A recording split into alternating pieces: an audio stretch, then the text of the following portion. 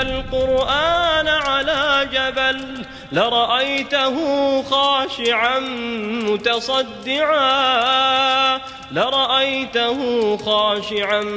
متصدعا من خشية الله وتلك الأمثال نضربها للناس لعلهم يتفكرون.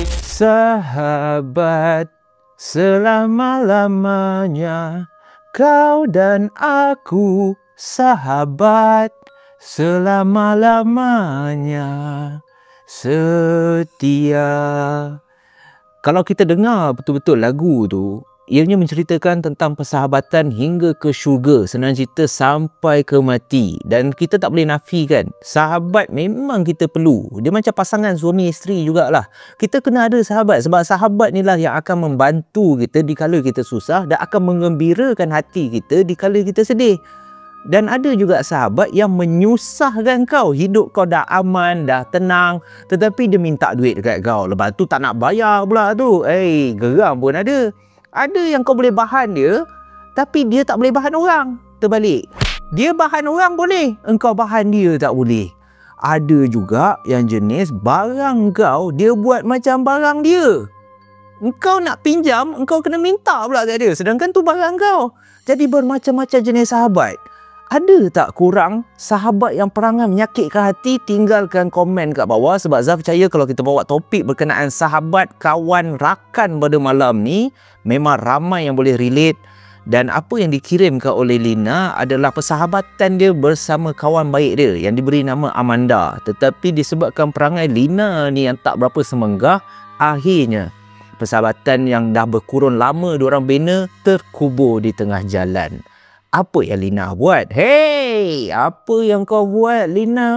Oi, marah betul tu. Kita roll intro terlebih dahulu. Zaf akan terangkan dan korang akan pendengarkan kisah persahabatan yang sungguh menyayat hati. Let's go, guys.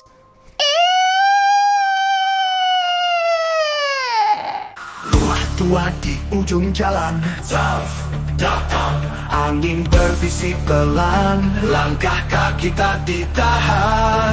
Itu berderi terbuka, bayangan mulai bicara, mata merah menyala, suara hantu terlontar. Cerita seram malam ini lebih pisah. Jangan takut, jangan lari, aku datang diam-diam.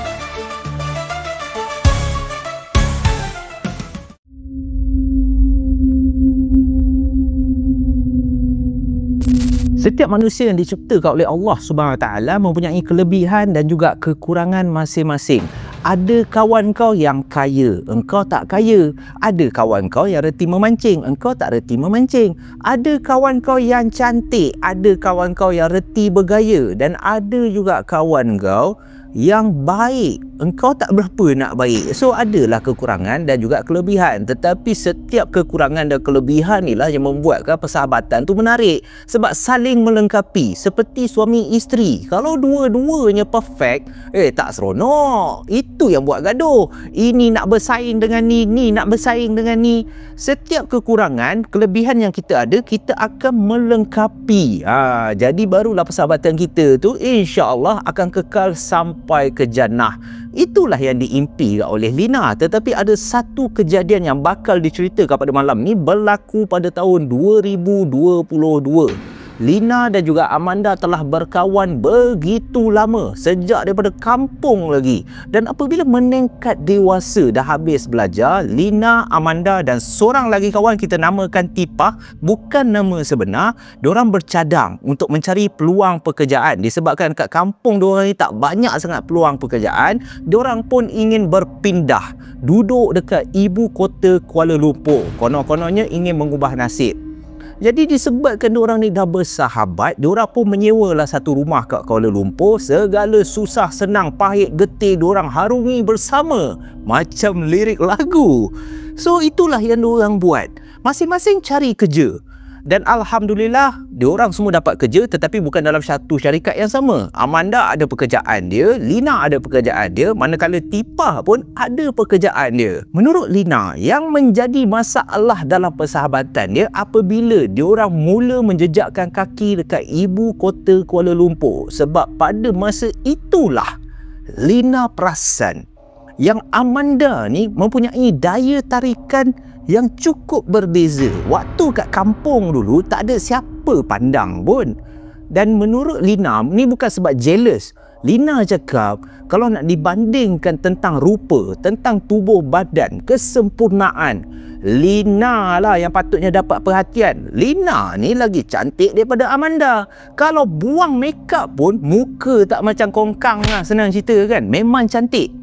Yang peliknya, apabila diorang ni sampai kat Kuala Lumpur, Lina sangka kan remaja-remaja, para lelaki, para jantan akan menghurung diri dia. Mesti kira yang dapat perhatian. Cantik, kulit pun mulus, bibir bak apple. Merah-merah tu. Oi, itu kalau dapat gigit tak payah. Tak payah sampai ke situ. Senang cerita memang cantik lah. Sebaliknya yang jadi, Amanda ni pula yang Lina perasan setiap hujung minggu bila tak bekerja, Amanda ni akan keluar. Apabila ditanya oleh Lina, engkau ni asyik keluar je, kau nak pergi mana? Amanda akan bagi tahu, Kamal ajak I keluar lah. Minggu berikutnya, Hisham lah ajak I tengok wayang. Minggu berikutnya, Osman dia nak ajak I naik roller coaster. Setiap minggu ada je laki-laki yang akan mengajak Amanda ni keluar, berikan hadiah. Senang cerita ramai yang nak try lah. Walaupun dah lama bersahabat, manusia ni ada hati dan juga perasaan. Lina dah mula terasa. Yelah, setiap minggu ada je laki-laki yang akan berikan hadiah dekat Amanda, yang akan bawa dia keluar. Lina tak ada pun, sampai kan Lina naik bosan tengok muka Tipah ni. Tipah pun pernah tanya Lina, engkau tak bosan ke tengok muka aku? Engkau tak nak ke jadi macam Amanda? Tak ada ke laki ajak kau keluar? Lina cakap, hello, ada okey? Ingat apa, aku ni tak laku sangat ke? Tapi dia nak tipu pun kawan dia juga. Tipah cakap memanglah ada. Yang ada pun Pakcik Karim tu kan, yang setiap pagi kau beli nasi lemak dia kan. Itu dah tua lah tengok Amanda. Laki-laki yang bawa dia Mercedes, BMW. Ui, untung Amanda kan.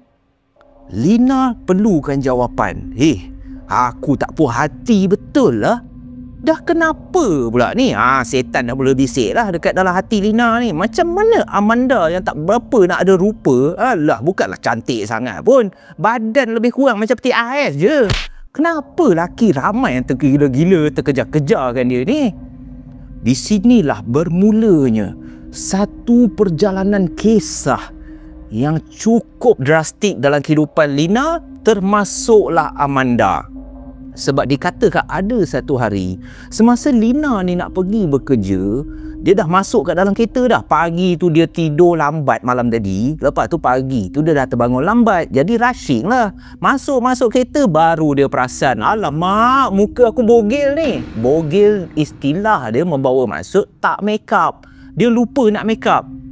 Jadi dia biarkan enjin kereta dia. Lina pun berlari masuk ke dalam rumah. Walaupun diorang ni menyewa satu rumah, tidur bilik masing-masing, setiap bilik diorang ni, diorang kunci. Amanda tak pernah masuk bilik Lina, Lina tak pernah masuk bilik Amanda. Kalau nak masuk, kena minta izin. Pagi tu disebabkan dah rushing, bila dia masuk je rumah, dia nampak pintu bilik Amanda ni terbuka. Secara kebiasaan, Amanda ni akan kunci. Tapi pagi tu pintu bilik Amanda terbuka. Dan bila dia intai ke dalam bilik Amanda, dia nampak meja makeup. Dalam kepala otak dia, disebabkan dia dah lambat, aku nak pinjam kejap lah. Aku nak selit bedak je kat muka aku ni. Dia perasan Amanda pula tengah mandi. So dia pun menyelinap masuk ke dalam bilik Amanda. Dia rembat. Dia pakailah pinjam makeup Amanda ni. Dia pun tepek-tepek bedak, letak gincu apa semua. Dah rasa cantik, rasa seksi.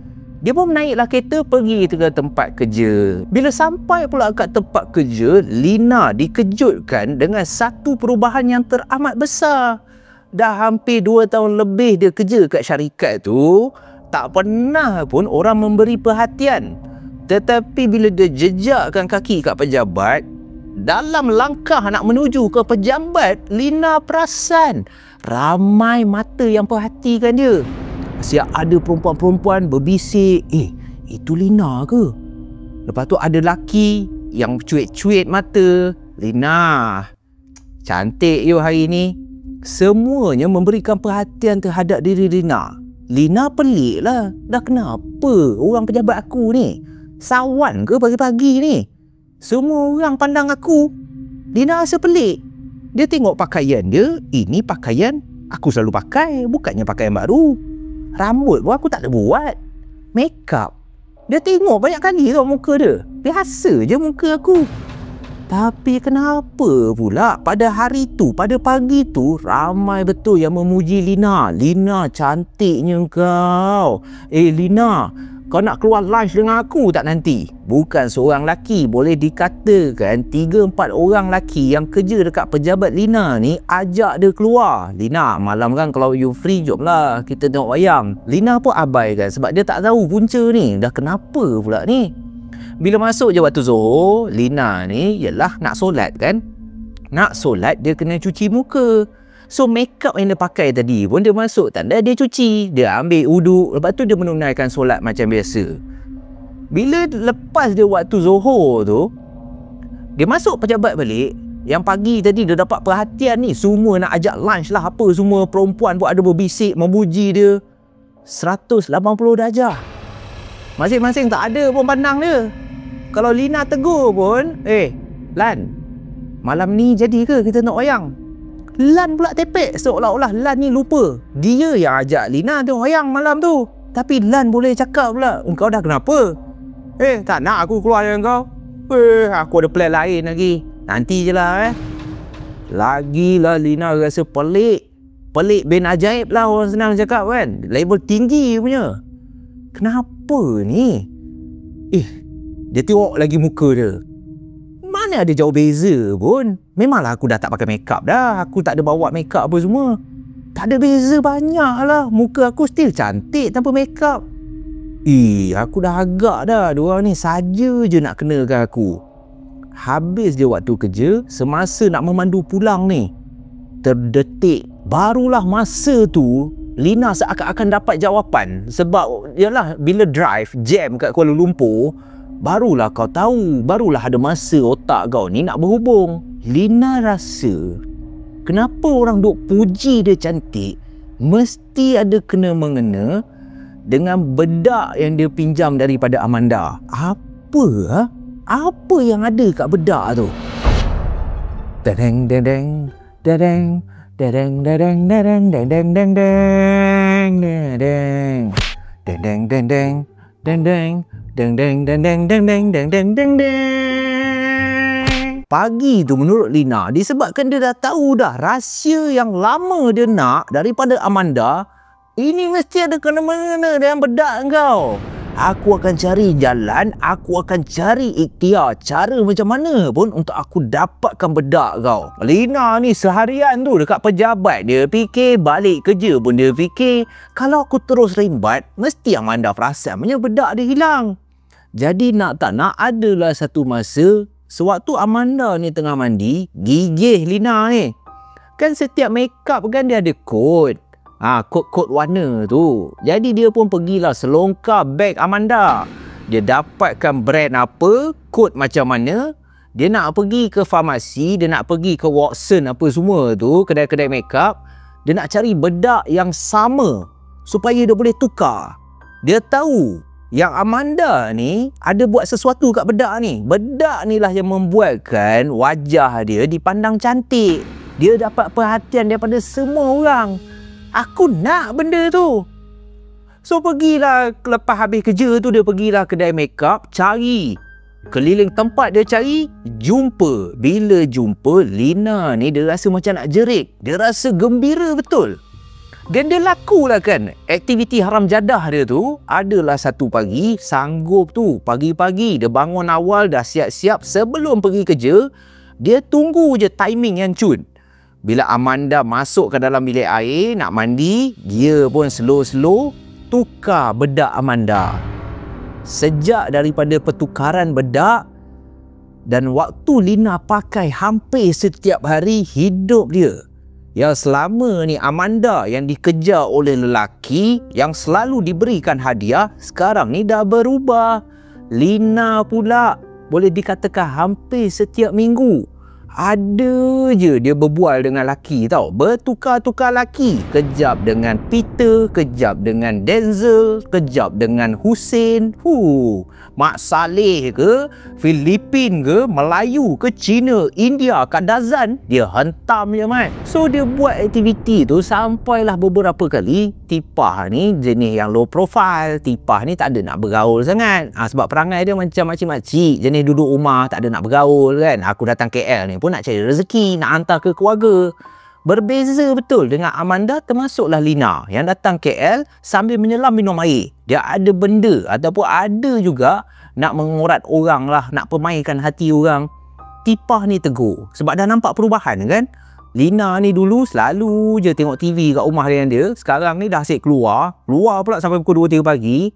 Tipah pernah tegur Lina, aku tengok engkau saling tak tumpah, sama perangai. Buruk betul aku tengok. Alah, perasan cantik betul.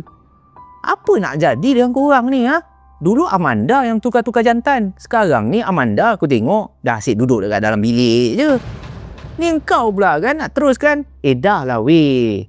Fikirlah sikit mak ayah kat kampung tu. Lina bila ditegur dia melantun lah. Tipah, engkau muka macam spender. Tak payah nak cerita banyak lah. Aku tampar muka kau je lagi. Hidup aku, suka hati aku Engkau dah kenapa? Sakit hati ke? Yang aku cantik, kau tak cantik? Kalau kau nak nasihat tu, kau pergi nasihat kawan kau tu, Amanda. Apa hal dia tu? Dah tak reti nak bergaul ke? Asyik duduk kat dalam bilik je.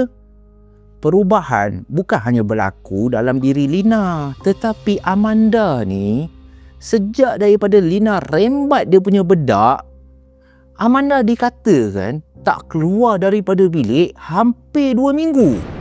Lina ajak makan, Amanda akan cakap. Tapi dia cakap kat dalam bilik je lah. Tak apalah, nantilah aku makan. Dia tak keluar. Bila Tipah tegur pula, Amanda, keluarlah bilik. Joinlah kita orang makan. Dah dekat 2 minggu dah ni. Amanda tak nak agak keluar. Sampai ke tahap, pernahlah satu malam, waktu Tipah ni nak keluar, pergi ke tandas. Tandas ada kat ruang tamu. Dia punyalah terkejut sebab dia nampak ada kain warna putih dekat area dapur. Diingatkan Pontianak ke, Langsui ke. Pergi dekat, lah Amanda. Keadaan Amanda tengah makan dekat meja dapur tu. Makan macam orang lapar. Lepas tu berselubung guna selimut. Tipah yang melihat yang Amanda ni makan seorang-seorang pukul 2-3 pagi. Tipah tegur, Amanda, tadi aku ajak kau makan, kau tak nak makan. Lepas tu, ini baru kau keluar bilik ni. Yang selubung-selubung ni dah kenapa? Makan je lah elok-elok. Amanda cakap dia tak sihat. Aku demam sikit, aku rasa sejuk. Itu je lah alasan diberikan oleh Amanda sampai ke tahap Tipah. Sebab Tipah ni ambil berat. Lina ni dah berfoya-foya dah, dia lupa diri. Dia dah tak heran dah apa yang jadi kat Amanda. Nasib baik ada Tipah. Tipah perasan Amanda ni bukan saja tak bergaul dengan dia orang, duduk terperap kat dalam bilik.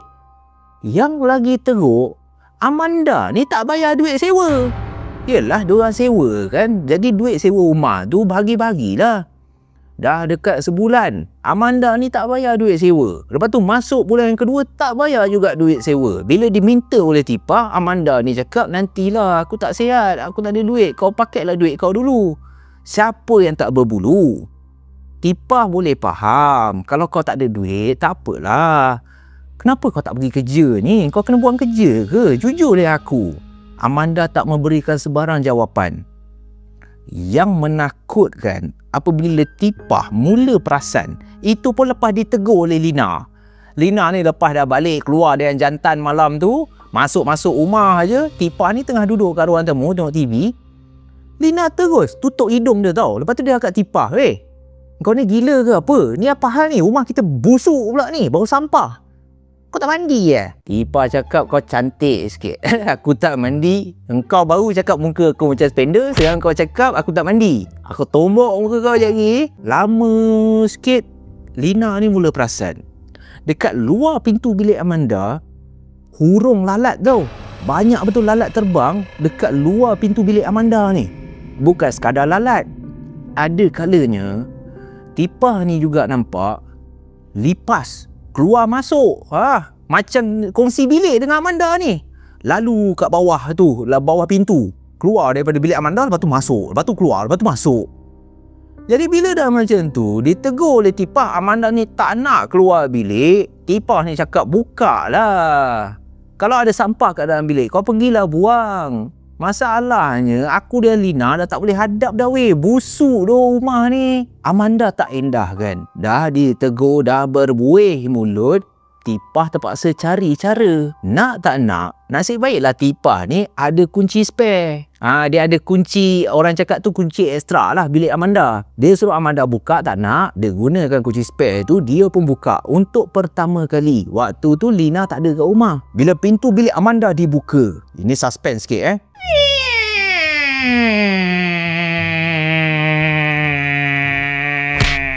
panjang betul lah pintu bilik pun. Besar mana pula pintunya pun. Bila dia buka pintu bilik, pertama sekali Tipah ni tak mampu nak bergerak. Dia tercegat saja kat depan pintu bilik si Amanda. Dia nampak bilik Amanda ni dalam keadaan satu suasana yang malap. Hanya diterangi oleh seketul lampu saja. Lampu tidur lah. Tapi lampu utama Amanda ni tak pasang. Amanda selubung duduk ke atas katil. Di bahagian lantai pula penuh dengan sampah dengan tisu yang ada kesan darah. Punyalah banyak. Sampah dan tisu yang berdarah ni lah yang membuatkan aroma yang tak berapa nak sedap mula ada kat dalam satu rumah ni. Tipah rasa nak termuntah. Mengucap Tipah, Astaghfirullahalazim, Astaghfirullahalazim. Amanda, weh busuk lah. Astaghfirullahalazim, macam mana kau boleh duduk kat dalam bilik ni? Kau cirit ke apa ni? Amanda senyap je, duduk ni, selubung, dia tutup satu muka. Dah lihat keadaan Amanda macam tu, terlintaslah dalam fikiran Tipah. Ini itulah aku cakap. Nak bercinta. Orang datang KL kerja ni nak bercinta. Ni mesti putus cinta ni. Itu yang Frang Nonggeng ni. Kotornya lah bilik kan. Tipah pergi dekat Amanda. Cuba pujuk. Amanda, kenapa ni? Yang selubung macam ninja ni kenapa? Buka lah. Pujuk, terdengar. Amanda ni tengah nangis. Berulang-ulang kali. Dia cakap kat Tipah, Tipah, tolong aku. Tolong aku, Tipah. Aku takut. Tolong aku, Tipah. Aku takut. Tipah sayu hati dia. Dalam keadaan marah-marah tu pun, dalam keadaan menahan hidung ni, busuk pun masih ada lagi. Sedaya upaya sebagai seorang sahabat yang dah lama, Lina ni memang tak heran dah. Dia pujuk Amanda, jangan takut. Aku ada. Aku boleh tolong kau. Kau tak boleh terus macam ni, Amanda. Aku risau tau.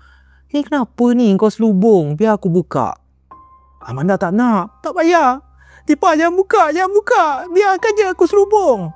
Tipah pujuk. Lebih kurang setengah jam. Akhirnya barulah Amanda setuju. Untuk pertama kali juga, sebaik saja selimut yang tutup badan Amanda ni dijatuhkan oleh Tipah, air mata Tipah terus mengalir.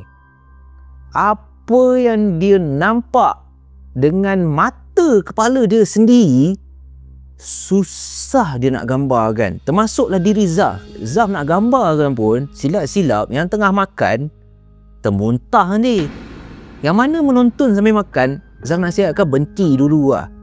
Sebab inilah masanya Zaf nak gambarkan perubahan wajah yang cukup drastik yang dilihat oleh Tipah pada muka Amanda. Woi, sebaik saja Amanda buka selimut tu, menurut Tipah, muka Amanda penuh dengan bisul.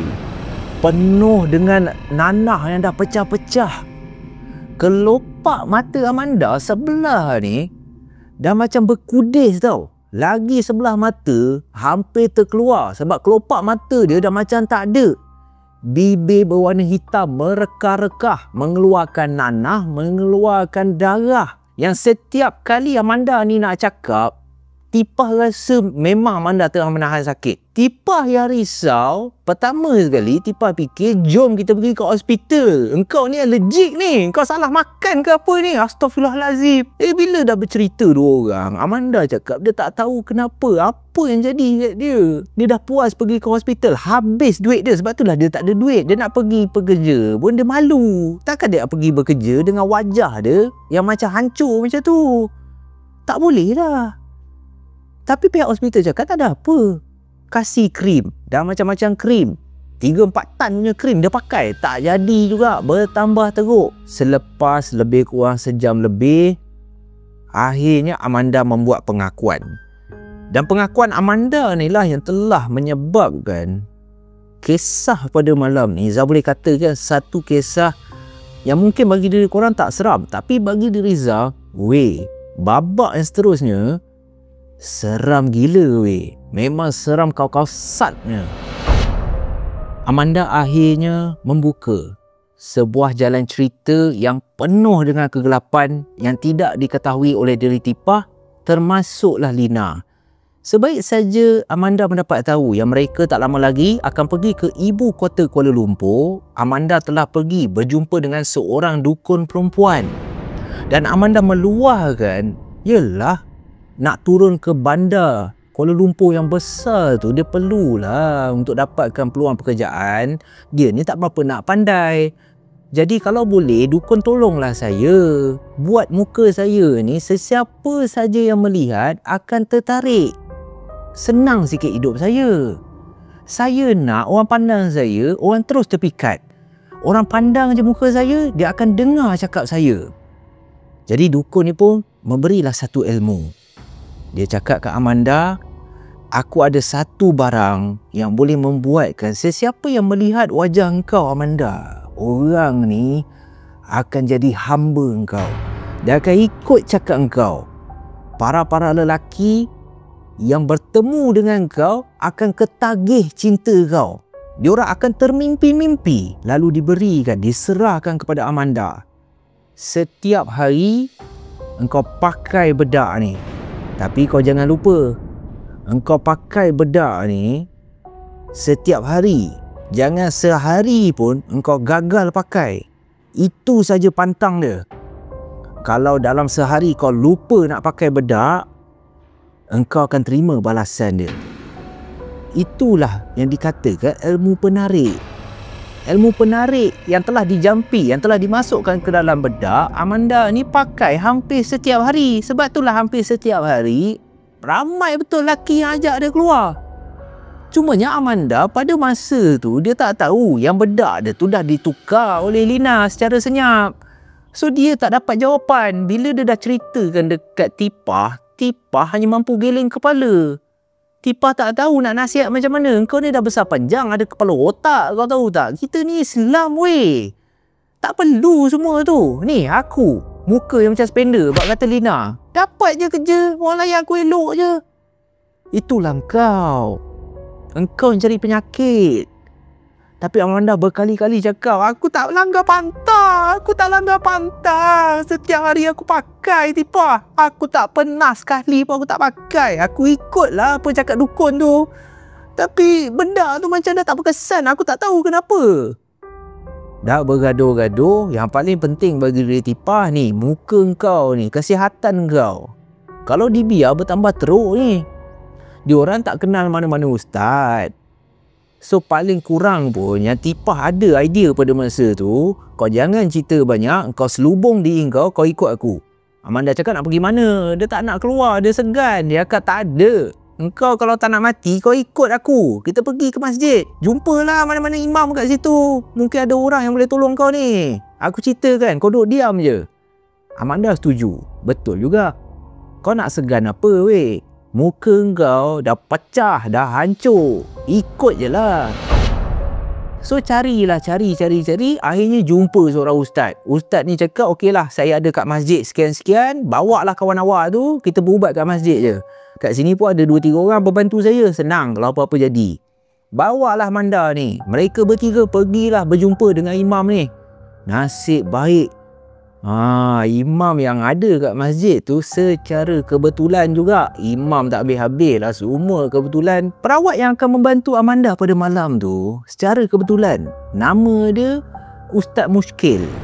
So Ustaz Muskil ni lah yang akan tolong Amanda. Apa saja masalah dia kita cuba putuskan. Bawa lah pergi ke masjid. Sampai je dekat situ, Lina ni hati dia dah berdebar-debar. Apa yang Ustaz Muskil ni akan buat dekat Amanda kan? Pertama kali ni dia menyaksikan sesi rawatan, dia pun duduk diam. Jadi waktu Ustaz Muskil ni tanya Amanda, awak cerita kat saya apa masalah awak? Amanda ni pun ceritalah selama ni dia amalkan ilmu penarik. Dia pakai satu bedak ni supaya siapa saja yang pandang dia akan rasa tertarik. Waktu Ustaz Muskil tengah berborak dengan Amanda, Lina ni dengar. Pertama kali dia dapat tahu, ya Allah. So bedak yang aku rembat tu bukanlah disebabkan bedak tu, tapi disebabkan bedak tu ada ilmu penarik ke? Lina dah mula takut, menggigil badan dia. Lina waktu tu dia rasa menyesal gila. Adakah dia akan menerima nasib yang sama macam Amanda? Sebab dia tengah pakai ni. Dah berbulan-bulan dia pakai. Dia tak tahu pula yang dia tengah pakai tu merupakan sihir, merupakan ilmu penarik. Patutlah semua pandang aku, puji aku cantik. Tapi tengok apa jadi dengan muka Amanda. Muka dia hancur. Lina diam je, dia tak nak bagi tahu. Sebab Amanda tak tahu yang dia tukar bedak tu. Sesi ruqyah pun dijalankan. Waktu Ustaz Muskil dan juga pembantu dia baca Ayatul Kursi, baca 3 Qul. Bila baca je surah Al-Baqarah, yang peliknya, yang mengejutkan tipah termasuklah Amanda. Amanda ni tak kerasukan. Yang kerasukan adalah Lina. Lina yang duduk kat tepi. Tiba-tiba Lina ni mengilai macam Pontianak tau. Amanda terkejut, tipah terkejut. Termasuklah Ustaz Muskil pun terkejut. Dah kenapa pula kawan awak yang kerasukan? Patutnya awak. Apa yang jadi ni? Nak tak nak, Ustaz Muskil pun dan pembantu dia cuba juga tenangkan si Lina. Yang waktu tu Lina kerasukan, dia mengilai, air liur meleleh. Lepas tu kuku dia cakar muka dia sendiri. Muka Lina yang elok tu, bila dah dicakar, pembantu Ustaz Muskil ni tak sempat nak tahan. Dah bercala-cala, dah berdarah-darah. Meraung-raung dia kat dalam masjid. Ustaz Muskil rawat, cuba agak buang benda tu. Sampai ke satu tahap, Lina yang kerasukan mulalah berkata-kata. Dia mula cakap satu benda yang membuatkan Amanda termasuklah tipah, barulah faham. Aku dipanggil untuk sesatkan mata orang. Kenapa aku yang salah? Aku tak salah. Dia yang salah. Terbongkarlah segala rahsia yang selama ini disimpan oleh Lina. Amanda barulah dapat tahu yang rupa-rupanya Lina pergi rembat, pergi tukar bedak dia. Patutlah ramai betul jantan yang suka engkau. Macam mana aku boleh tak perasan? Tipah dah tepuk dahi dah. Tak pasal-pasal dia kerasukan. Patutlah jadi macam ni. Sesuai lah tu. Baguslah. Dua-dua pakai ilmu penarik. Dua-dua lah hadap musibah tu kan. So Ustaz Muskil pun sedaya upaya. Dia cuba juga bawa keluar yang dah berdamping dengan tubuh badan Lina disebabkan ilmu penarik akhirnya berjaya. Lina dalam keadaan yang lemah, muka dia akhirnya hancur sebab dia sendiri yang cakar dan benda tu jadi marahlah. Sebab tugas dia hanya untuk menyesatkan mata orang supaya setiap pandangan orang yang memandang muka Amanda ataupun Lina akan tertarik. Jadi dah kenapa Ustaz Muskil ni nak seksa dia? Kenapa Ustaz Muskil marah dia? Jin ni marah. Jin ni pun terasa. Kau ingat apa? Jin tak ada perasaan ke? Jin pun ada perasaan tau. Lepas semuanya dah selesai, Lina ni merayu-rayu, menangis-nangis. Dia minta maaf dekat Amanda. Amanda dah rasa tawar hati. Bagi diri dia, engkau dah hianat hidup aku. Disebabkan kau, aku yang terima padahnya. Disebabkan kau main ambil je barang aku tanpa kau usul periksa. Ni, muka aku dah jahanam ni. Siapa yang nak ganti balik? Amanda berhenti kerja. Lepas dah selesai mendapatkan perkhidmatan daripada Ustaz Muskil, dikatakan Amanda ni terus pulang ke kampung. Tak cerita banyak dah. Sebab bagi diri Amanda, masa depan dekat bandar tu dah tak ada dah. Dia meneruskan sesi pemulihan muka dia yang dah hancur tu dekat kampung je lah. Biarlah aku duduk kampung. Muka aku pun dah barai disebabkan kau, kawan yang aku percaya, yang aku jaga kau, tetapi kau ni tak boleh tengok orang lebih sikit daripada kau. Kau yang aku tak tahu ke, Lina? Sejak daripada dulu lah, itulah perangai kau yang kau tak nak ubah, kau tahu tak? Pantang ada orang lebih sikit je, kau tak puas hati. Lina dah menyesal. Dia rasa sedih. Dia rasa bodoh. Dia rasa terhina. Hanya kerana nafsu. Kerana dia tak puas hati, Amanda sering kali mendapat perhatian. Dia telah mengambil, dia telah mencuri hak milik barang Amanda untuk dipakai kat muka. Yang rupa-rupanya itu adalah ilmu penarik. Muka Amanda jahanam, muka Lina pun jahanam. So Zaharab dan puaka semua dapat iktibar dan pengajaran yang ingin disampaikan oleh Lina, yang sekarang ni tengah menyesal. Dia kirimkan email kepada Zah pun dia cakap memang menyesal. Dan dia harap kalau Amanda tengah menonton, dia betul-betul seikhlas hati. Dia mengaku salah dia, cumanya dia tak nak persahabatan diorang yang terputus. Tolong maafkan dia. Zah sebagai wakil pun, Amanda kalau awak mendengar, awak maaflah Lina. Benda yang dah lepas kita biar lepas. Awak pun kena bertaubat, Lina pun kena bertaubat, dan betulkan niat balik. InsyaAllah kalau kita bersahabat atas niat kerana Allah SWT, segala-galanya akan kembali seperti sedia kala. Kita jumpa lagi dalam malam puaka yang akan datang. Stay safe, stay healthy guys. Kalau korang suka, tekan button like. Bye bye guys. Pendek je.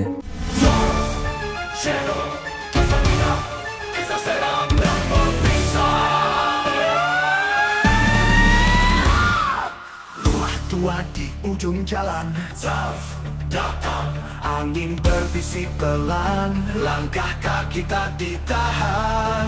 Itu berderi terbuka, bayangan mulai bicara, mata merah menyala, suara hantu terlontar.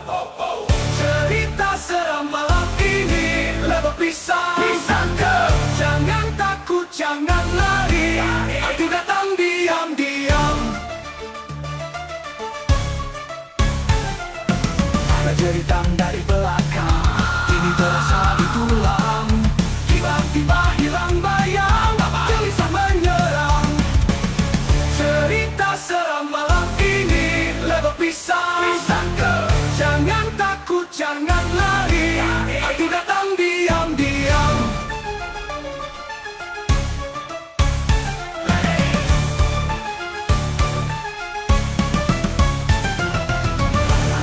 Terus berputar, suasana makin mencekam.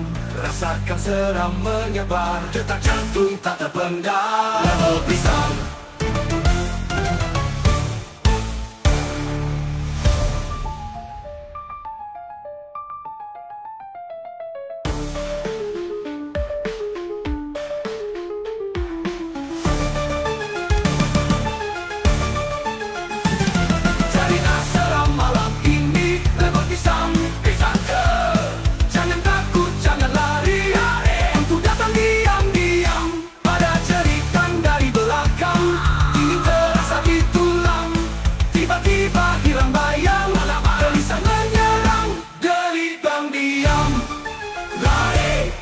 Ada jeritan dari belakang, ini terasa di tulang. Tiba-tiba hilang bayang, gelisah menyerang, diam-diam. Cerita seram malam ini lebar pisang. Jangan takut, jangan lari, hantu datang diam-diam. Ada jeritan dari belakang.